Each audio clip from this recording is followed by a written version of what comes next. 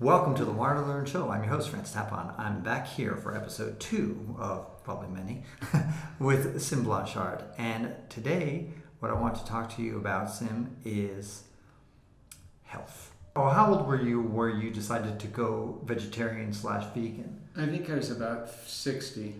60. 58, 60. Okay, before 60, you ate everything. You were an omnivore. Yeah. Okay. And then around 60, you decided to go vegetarian, and then you became vegan? Pretty much, yeah. How long were you before you became vegan? Probably about 2 or 3 years. And it was gradual. About 2 years. Okay. Yeah. So when you were 62, 63, you decided to become vegan. You're right. Now you're 70, so you're fast forward about 7 years later of veganism. Yeah. You're not hyper strict. No. Yeah. For cultural experiences, then I make exceptions. Right. And he has a cultural experience every night. 365 days a year. So as a result, you eat vegan food about once a year. Yeah, pretty much. Yeah.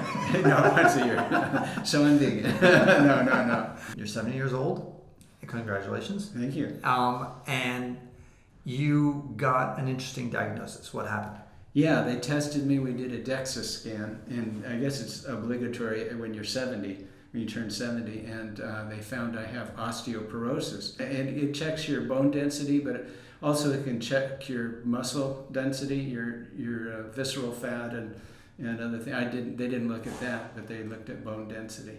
Okay. And they found I have osteoporosis, which is just mind-blowing. Do you know what percentage of men over 70 who have osteoporosis?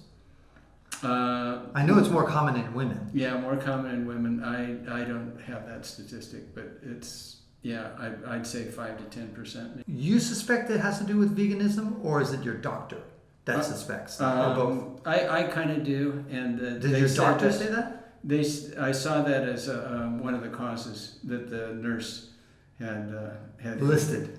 Yeah, that's listed. This is because if you don't get enough calcium and and it's hard to do with a vegan diet. You need to eat a lot of leafy greens, and when I'm traveling and hiking, it's really difficult to get that. So I don't think I was getting enough calcium and protein. I would usually eat nuts, berries, and seeds, which is good enough for hiking, but then I think when I hike for 12 or 15 hours a day, then I'm burning a lot of energy, and once my fat is gone, then it starts working on the muscles and then works off, pulls minerals out of the bones. So I think that's what was happening. So now I've switched over and I'm eating a lot more yogurt and cheese and salmon with the bones and sardines. What do you mean with the bones? You eat the bones? Yeah. You eat the bones of the salmon? Yeah. You can get them in cans. The bones? Yeah, the bones too. Don't they get stuck in your throat? No. They cook them. They cook them. Oh, really? Yeah, they slice them. You can look at the cans. Who knew? You look at the cans and they say, some of them say boneless and skinless, and you don't look at those, but you get the other ones. With the bones? With the bones, and it's a lot of calcium and vitamin D. Because I like to usually kill animals and discard 90% of them and eat 10% that I like. That's right. That's the all-American way. So interesting, but of course it's way too early to tell. You just got blood work today, and so I'll put in the show notes to see if that blood work turned out to be moved the needle or not. Yeah. But so far it's too early to know. My D levels were low.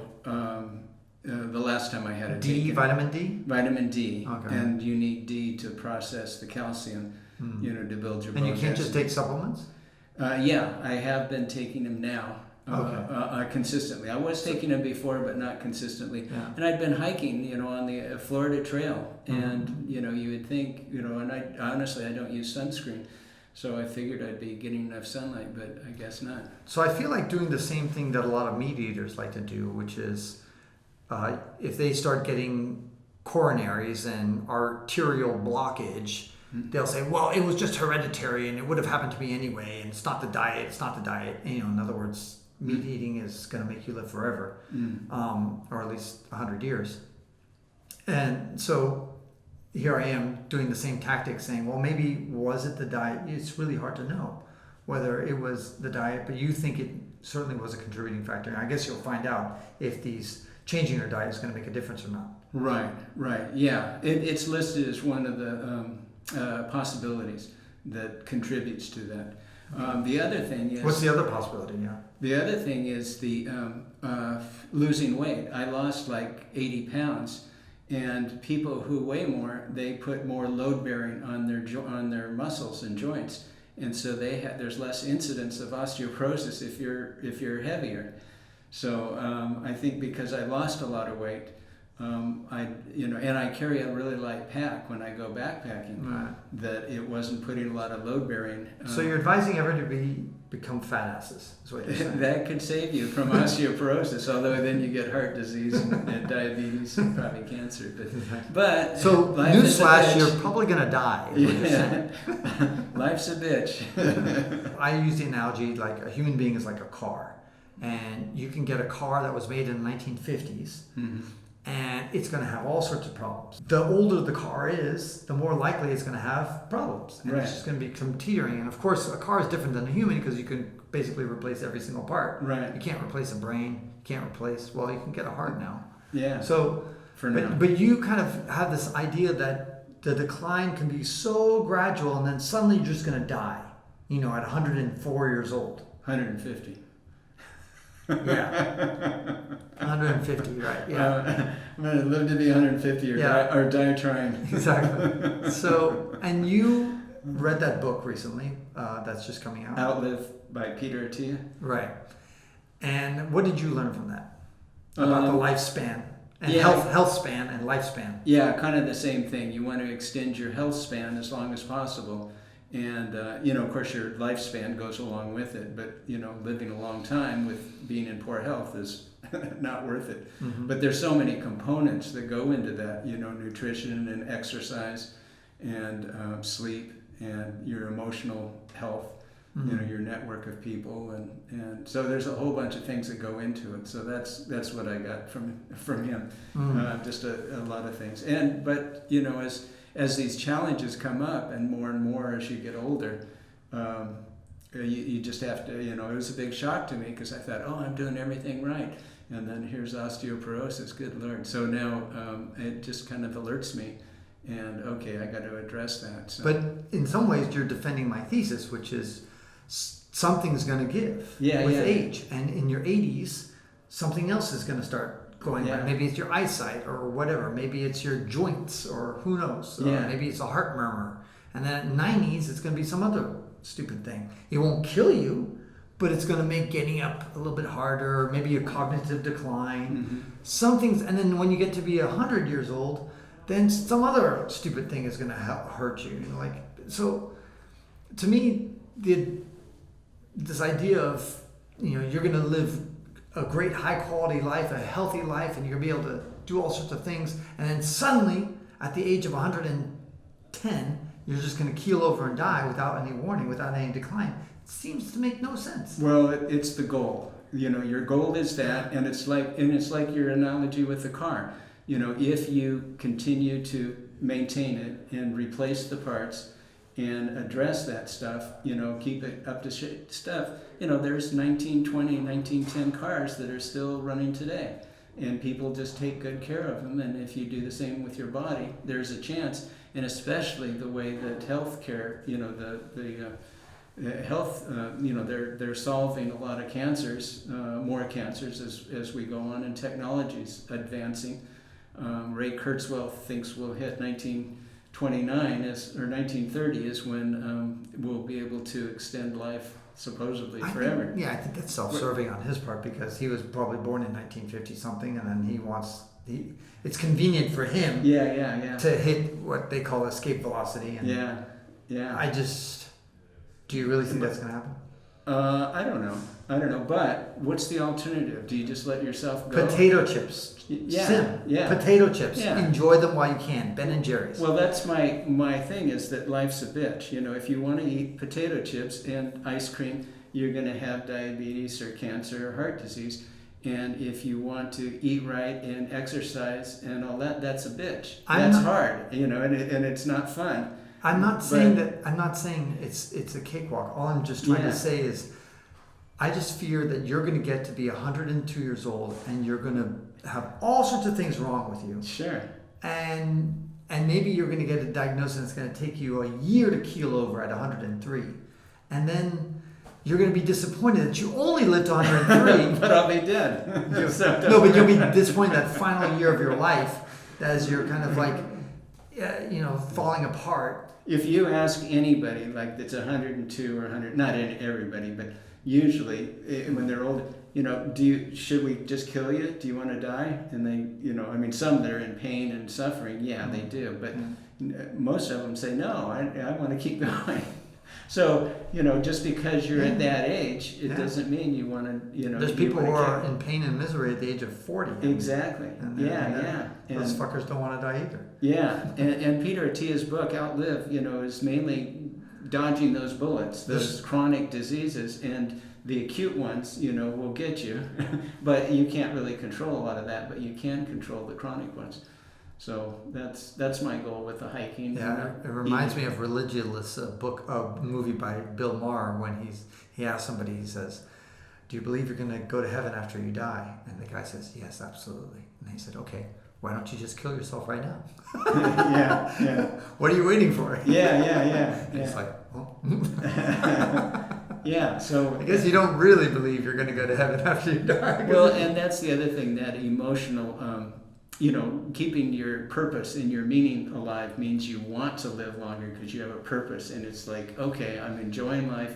I'm contributing this. This is my content. Here's who I'm helping. So you want to continue to live. Once that's gone, like you said, you could be 40 and you lose that will to live, that purpose, then you're going to kill yourself. Eventually it kind of goes, I think. So or you're miserable anyway. The only symptoms of being 70 at this point, you don't have any cognitive issues. Well, I don't know. You tell me. Okay. Yeah. Do you have any cognitive issues? I don't know. I forget things. Do you have any cognitive issues? Oh, maybe I have cognitive issues. No, I honestly, I'm surprised at how well I travel and plan things out and schedule and get things done. So the only ailment at 70 years old at this point is this osteoporosis thing, right? Which does it manifest itself in some sort of back pain? I have a little bit of back pain and back fatigue once in a while, but it's not chronic. It's not all the time. And anything else as symptoms? No. Like, how did you find out that you had osteoporosis? It was a regular, when you turn 70, they do a DEXA scan. Okay, that's how you found out. Yeah. Okay. And so had you not done it, you would have. I wouldn't have known. Been blissfully unaware. Yeah. You're scheduled to be hit by a bus in about 2 weeks. Yeah, break every bone in my body, and I'm so frail. Exactly. Yeah.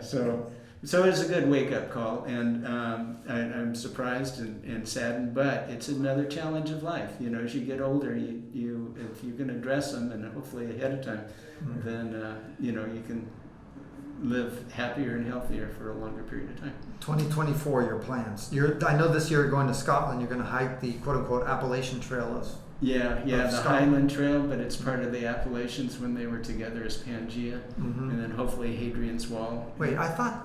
Anyway, go ahead. Yes, and then Hadrian's Wall. What's that? That's the Hadrian, the emperor of Rome, built that to keep the Scots out. So it's still definitely need to keep the Scots out. Yeah, absolutely. And I visited my Scottish family up in by Loch Ness. Had we kept you guys out, you wouldn't have made it to California. That's right.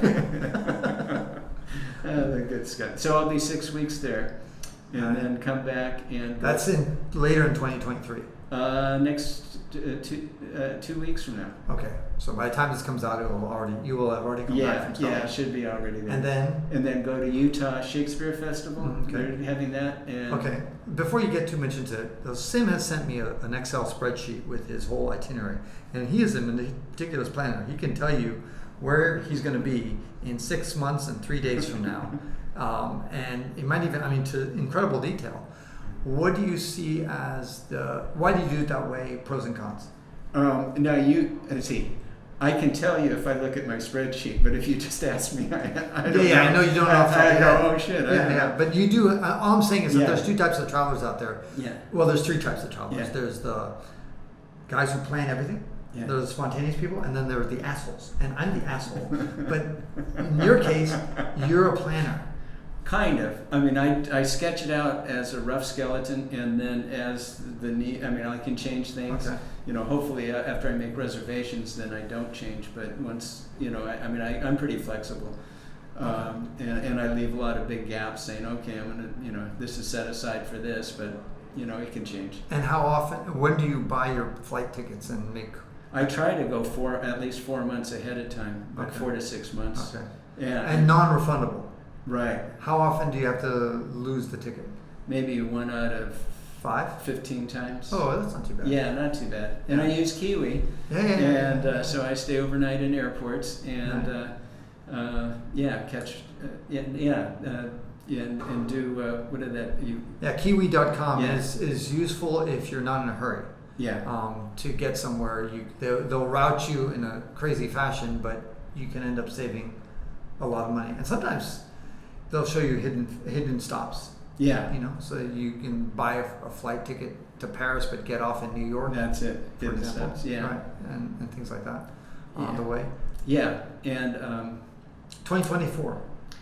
I'm going to go to the Far East. Yeah. Okay. I want to go to my sister's in Taiwan. I'm going to Nam, and then Japan and You're going to Taiwan? Yeah. Okay. My sister's there, and then my granddaughter's grandmother is in Shanghai, so I'll probably visit there. Okay. And then her other grandfather's in Cambodia. He's an Army Green Beret, retired. So hopefully I'll visit him there, and then just do the tour of the Far East. All right. And if China and Russia lighten up, then I want to take the Mongolian and the Siberian Express train going across to Europe. So. If they want to follow your adventures or get in touch with you for advice, how do you find? I'm on Facebook. I'm an old guy, and it's just Sym Blanchard, SYM. BLANCHARD. I'll put it in the show notes. And in our next and final episode with Sym, for at least for this year, we're going to talk about politics and world events. Oh my gosh.